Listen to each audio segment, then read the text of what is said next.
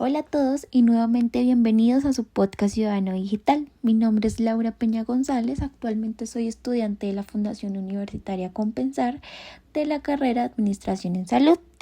Hoy estaremos dando respuesta a dos preguntas muy importantes para nuestros invitados, los cuales son Luisa, Diana y Andrés.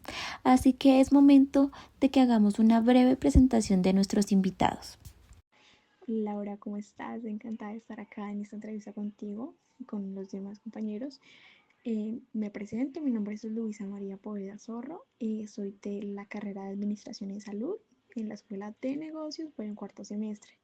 Entonces, muy contenta y emocionada por enriquecerme más de conocimiento en esta área. Hola a todos, espero que estén súper bien. Mi nombre es Diana López, soy estudiante de Administración de Empresas de Salud en la modalidad virtual, también en la U Compensar. Estoy en quinto semestre. Hola a todos, mi nombre es Andrés Arevalo, estudiante de Administración en Salud de sexto semestre, la modalidad virtual. Estoy emocionado de compartir con ustedes en este espacio, en el podcast Ciudadano Digital. Bueno chicos, antes que nada me alegra mucho tenerlos en este espacio que seguramente nos servirá mucho a todos. De verdad aprecio el tiempo que están dedicando para este podcast. Así que sin nada más que decir, quiero hacerles la primera pregunta. Recuerden que esto es hablando desde nuestro entorno laboral, así que esta primera pregunta dice así.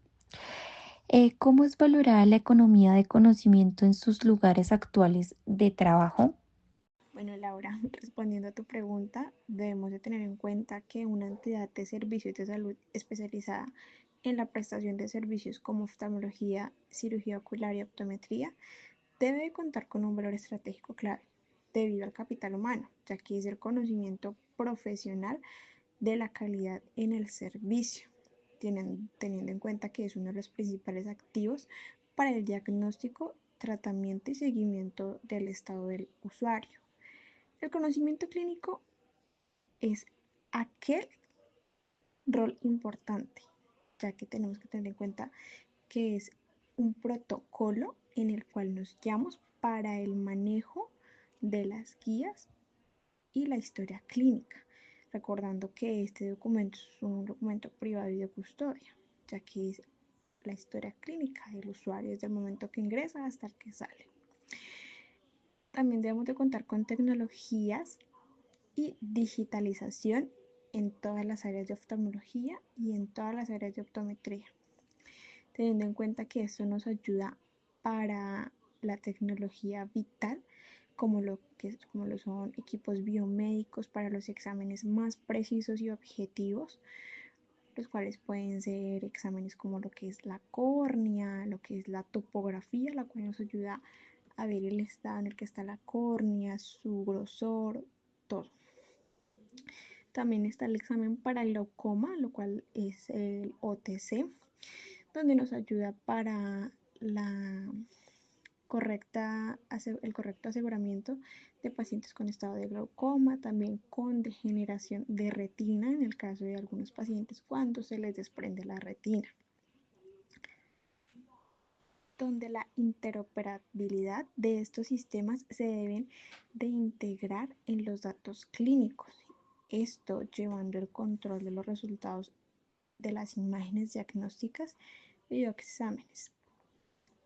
Como estrategia y organización debemos de infravalorar, ya que no todas las IPS reconocen el gran aporte del conocimiento que acumulan los procesos de las tecnologías implementadas en la entidad, como lo también son en áreas de administrativas, puede ser talento humano, manejo contable, manejo de facturación, de erradicación, como también la gestión que se le dé. La gestión administrativa en la experiencia con pacientes y estrategias de competencia donde se estén promoviendo la innovación de modelos de atención en la entidad ayuda mucho a capitalizar lo que son el crecimiento y reconocimiento de la entidad, ya que este puede fortalecer el servicio ayudando a ser más eficiente y personalizado la atención en cada usuario. Ok, Luisa, agradezco mucho tu respuesta. Bueno, Diana, ahora dime tú qué piensas. Bueno, Laura, pues te cuento que yo trabajo en un hospital que es bastante reconocido no solo en la ciudad de Medellín, sino también a nivel nacional. Creo que ellos tratan como de abrirse paso en el medio, buscando otras alternativas diferentes a los servicios clínicos tradicionales que se prestan dentro de las instalaciones de un hospital. Por ejemplo, me parece que aprovechan como el conocimiento y la reputación que tienen a nivel nacional para dar cursos en diferentes temas de interés, pues como en el sector. Venden referenciaciones a otras entidades de salud, les explican cómo se ejecutan los procesos dentro de nuestra entidad y digamos pues que eso es un plus que tiene el hospital. También he visto que capacitan especialistas, toman como del recurso humano que tienen y ellos mismos financian como especializaciones en temas que son muy innovadores, que en servicios que son poco comunes y esto les ayuda como a ser pioneros y a destacar más en el sector. Wow, Diana, es súper interesante lo que nos aportas respecto al hospital en el que actualmente laboras. Bueno, y por último, Andrés, cuéntanos qué opinión tienes a nuestro interrogante. Dando respuesta al interrogante anterior de cómo es valorada la economía del conocimiento en nuestros lugares de trabajo actual, pues tengo que iniciar dando una brecha indicando que, pues, qué es la economía del conocimiento. Y ahí se puede medir en cuatro pisos. El primero es la idea de innovación, que vendría siendo como tal el aporte de nuevas ideas de nosotros como empleados a la cúpula administrativa. En mi trabajo tengo que decir que yo trabajo en un call center, por consiguiente ya hay estandarizados un conducto regular para cada llamada, que es la idea primordial del call center. Entonces, como ya hay una estructura de llamada, nosotros no podemos alterar este guión o este protocolo que ya está establecido.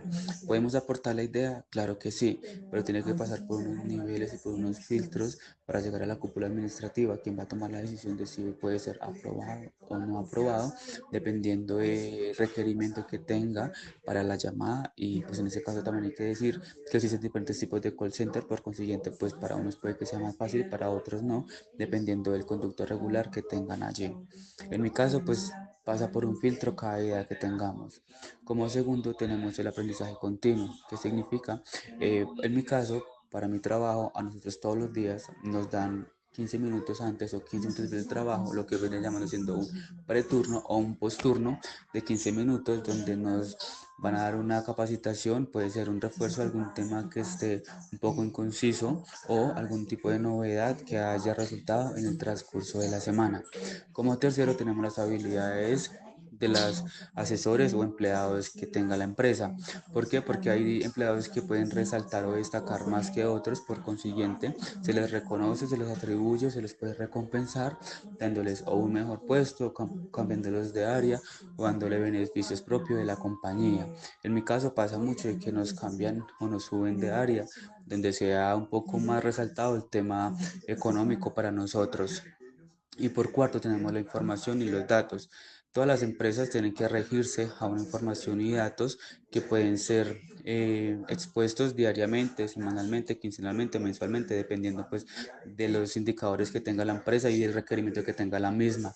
En mi caso, a nosotros en el call center nos sacan los requerimientos y los datos de la información todos los días. Con esos datos que se hace, recolectarlos para poder tomar decisiones que van a llevar en pro a mejorar los procesos dentro de las llamadas y poder tener un mejor tipo de calidad al momento de brindar la atención a nuestros empleados o a nuestros clientes o a nuestros funcionarios, dependiendo de la línea en la que estemos trabajando.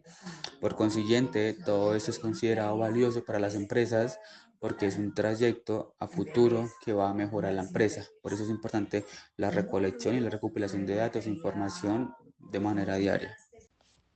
Bueno, chicos, de acuerdo a lo que me mencionan de sus actuales sitios de trabajo, creo que es muy interesante conocer sus opiniones acerca de la economía de conocimiento en estos lugares. Bueno, ahora quiero hacerles la segunda y última pregunta. esta pregunta nos habla de que si existen espacios de transformación digital en sus lugares actuales de trabajo. Bueno, Laura, una muy buena pregunta, la verdad. Hay que tener en cuenta que la tecnología va avanzando y todo tiene que avanzar, sea el sector que sea. En el área de la salud también debemos de seguir avanzando en todo momento. Hay que tener en cuenta que sí pueden existir espacios de transformación digital y de hecho cada vez son más comunes las entidades que siguen implementando en todos los servicios la implementación de crecimiento digital, no solo en equipos biomédicos, sino que también lo hemos identificado en la historia clínica electrónica, teniendo en cuenta la digitalización de expedientes médicos para un acceso más ágil, seguro y compartido entre los profesionales de la salud. Tenemos en cuenta que ya muchas entidades han implementado tener sus plataformas y que en esas mismas plataformas el paciente del usuario él mismo acceda a su expediente en la entidad. Entonces, eso es una de las implementaciones que tenemos o que también todo usuario se le envía su historia clínica en el momento que es atendido a su correo electrónico o a su WhatsApp, pero pues más que todo es al correo. También está la telemedicina, donde son consultas virtuales, especialmente en optometría, si seguimos como en optometría y en oftalmología, en las dos, si seguimos un riguroso seguimiento. ¿Por qué? Porque estas son atenciones las cuales se requiere que el usuario esté presente para ver el estado visual del paciente, tanto visual como interno en el caso de oftalmología que miran ya una parte más interna del ojo.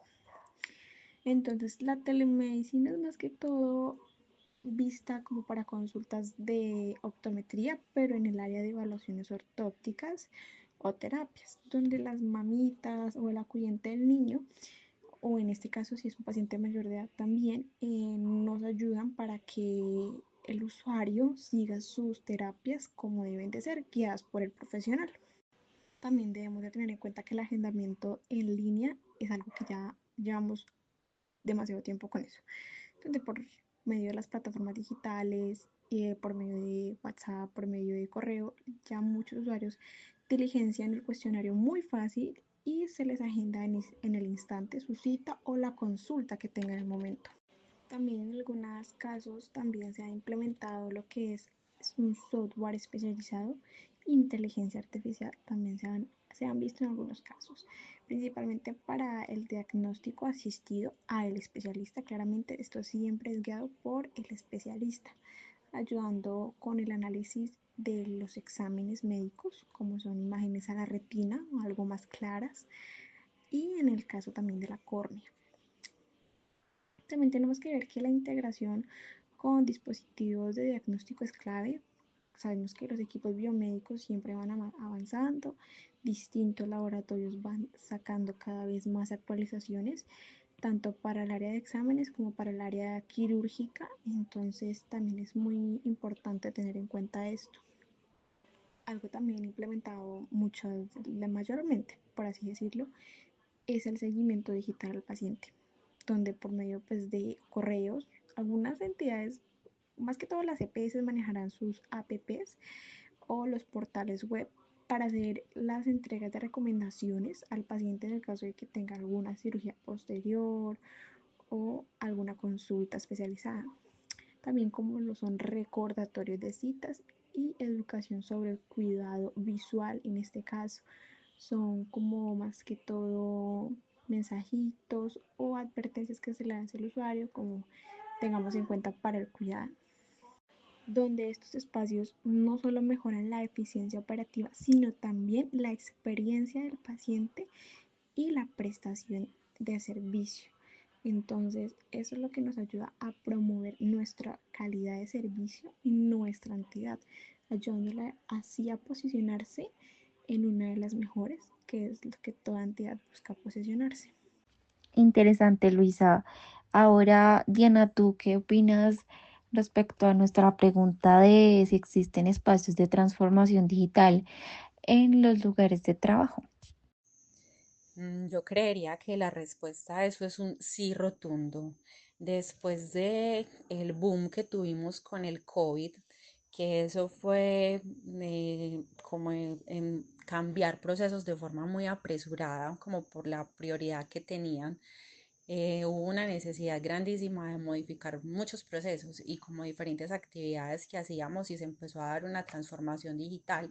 Todavía habían un montón de exámenes, de resultados que se entregaban de forma física, impresa en papel, y se vio la necesidad y se empezaron a migrar a digitales, primero como haciéndolo por medio de digitalización y subiéndolo a plataformas súper comunes y como herramientas que tenían como el Google Drive.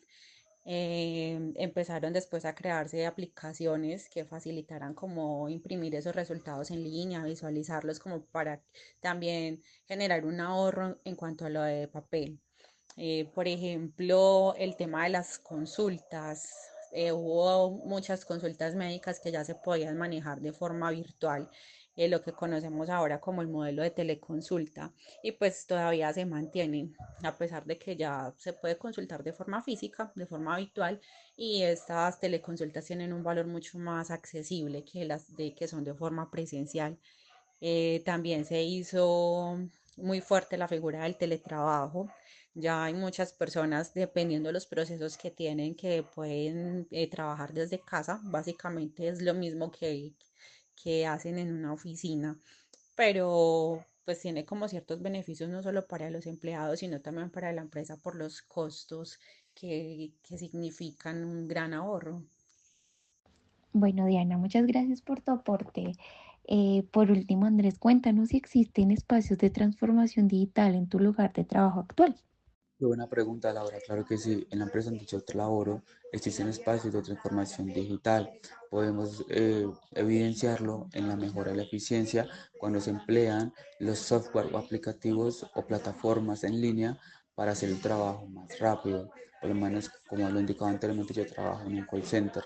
Entonces tenemos un aplicativo para el registro de la llamada. Tenemos otro aplicativo para validar la información del paciente.